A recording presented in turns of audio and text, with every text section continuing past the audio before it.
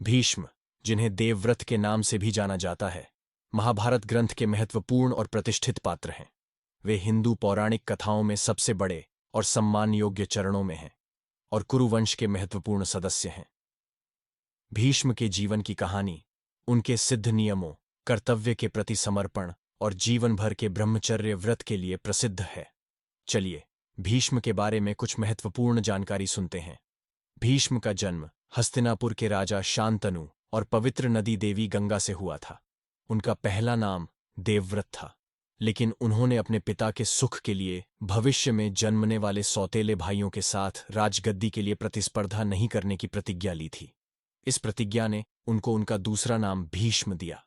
भीष्म का अर्थ होता है भयंकर।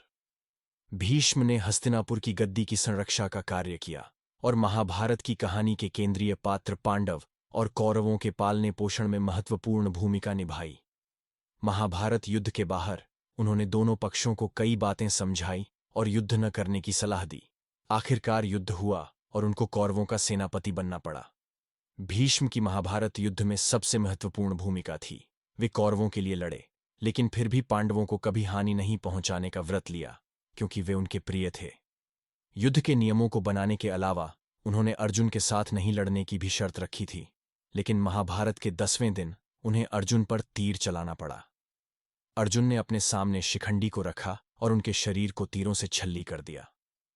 भीष्म एक अद्वितीय योद्धा थे और इसीलिए उन्हें दोनों पक्षों से सम्मान मिला। भीष्म की मृत्यु का समय उन्हीं के हाथ में था, क्योंकि उनके पिता शांतनु ने उनको इच्छा मृत्यु का वरदान दिया था। वे तीर की गद्दी पर लेटे रहे और सिर्फ तब मरने का निर्णय लिया जब उन्हें पता चला कि पांडव विजयी हो गए थे, क्योंकि उन्हें अब यकीन हो गया था कि हस्तिनापुर की गद्दी सुरक्षित हाथों में थी। आखिरकार उन्होंने अपने जीवन का अंत करने का निर्णय लिया। उन्होंने उत्तरायण काल के समय मरने का चयन किया, जो हिंदू धर्म में अत्यंत महत्वपूर्ण माना जाता है।